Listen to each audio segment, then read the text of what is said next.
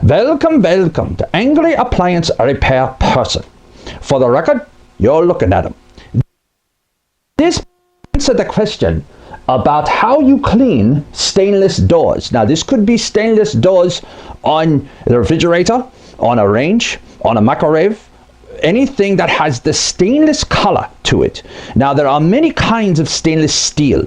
Some of them have more nickel content than others, but that doesn't really matter. What matters is that how do you clean it correctly? One of the big problems that we have in this industry is homeowners see a stainless steel refrigerator, nice, big, and pretty, and they want to clean that refrigerator to keep the fingerprints off. So they go to the store and they buy a stainless steel spray or a stainless steel wipe or a cream. And they think this is great, so I can clean my stainless door with this stuff and it will look pretty for a long time. There's a problem with that. Some of the manufacturers use a different kind of metal, so it's not what we would really call stainless steel. It has a stainless steel appearance and it has a coating on it. And the coating actually keeps it from being damaged. So the cleaner, whether it is a stainless spray or a wipe, can actually take that coating off. So what you do not want to do when you buy a new refrigerator, range, dishwasher, bring it to your house, and it has a stainless look, you don't want to assume that you can use a stainless cleaner. So I say this a lot. Check the use and care guide to see what it says, or their manufacturer's website, to be able to know if the stainless that you have can be used with a cleaner. A little trick that I was told is that you can basically take a magnet, and if a magnet sticks to the stainless door on any appliance, that means the nickel content may not be so good. So when that is the case, you can probably guess that that will only be used with soap and water. That's it. Do not use any stainless steel cleaner if a magnet sticks to it. If you do, over time, you could take the coating off of the stainless steel. And when you do that, you are going to have a problem where you will see tiny brown dots because you are exposing that. And the coating is being taken off, and now it's being exposed metal. You don't want that. You want the coating to stay on. So soap and water only to clean it. And occasionally, you go to the store, you take a magnet and you put it on the door and it falls on the floor and it does not stay. That means that it's a higher content and you can probably use a stainless steel cleaner. And most of the time you can look and see that that kind of stainless will have a grain in it.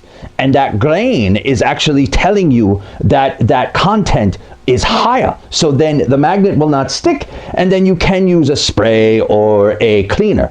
I prefer the spray, but the spray or the wipe or the cream, whichever. But you don't want to use it if a magnet sticks to it, because if it does, you will take off the coating and then have a problem. So make sure that you check that and look in the use and care guide to make sure. But you keep interrupting me, smartest man in the house. What is it now? Yes, I know, the cloth. I'm getting to that. Jeez. So the way that this works, even though the magnet sticks to it or doesn't stick to it, you want to use one of those microfiber cloths. They're very, very popular. They're blue, they're green, they're red. I've seen lots of different colors. They work very well, whether you use a stainless steel cleaner because the magnet does not stick to it, or just soap and water where a magnet does stick to it. So make sure that you check that before you use a cleaner. And the use and care guide will tell you, so you understand how to clean it. Now, for the senile thought each week, you know that you are getting up there in age. Since I was born in the 60s, I can relate to this. And you are at the, let's say, the grocery store, as this person is, and you are buying something and you're standing there and you're having a good time because you're dancing to the music that happens to be on the speakers. And you know if you're standing there and you're dancing to the music, you're old because that's old music. So you take that for what it's worth. Anyway, so as you're standing there and you grab a jar of spaghetti sauce, let's say, and you think, boy, this jar is light, and you look at the ounces and you notice that, well, the spaghetti sauce is still $3.99 like it was last month, but the jar is smaller. The way our economy works a lot of times is they will keep the price the same, but they'll make the quantity smaller, because they don't want to change the price, obviously, because it messes up your budget. So you buy your regular, I'm making this up, your regular 16-ounce jar, and now it's 12 ounces, but the price has not changed. That happens a lot. So how to stop it, if it bothers you, like it bothers me, is not very easy, because a lot of people, they are looking for that spaghetti sauce to be $2.99 or $3.99. They do not want it to be more expensive. So the companies, they know this, so they make it smaller. I am a big fan of ice cream, as you can probably see. And with the ice cream, they do that a lot. So they will make the packages smaller, but keep the price the same. Appliances are kind of the same way.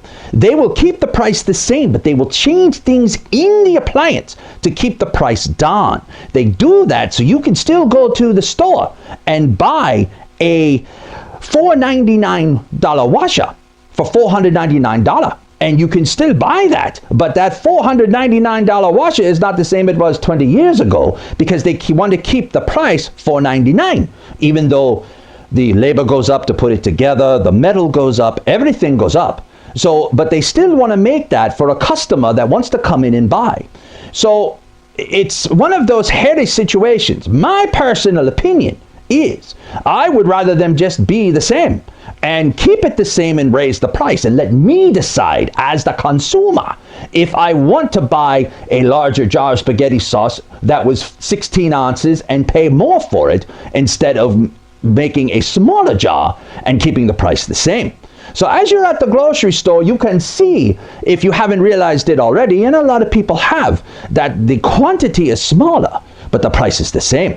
It's not something that I am a fan of, and it does upset me at times, but regretfully, it is like that in all aspects that we do. It's something that is hard to control. I don't know, but it is something to make sure that you can think about if you are in the store and notice it. So not something I like, but you can decide for yourself. And as always, we thank you for spending some of your day with us.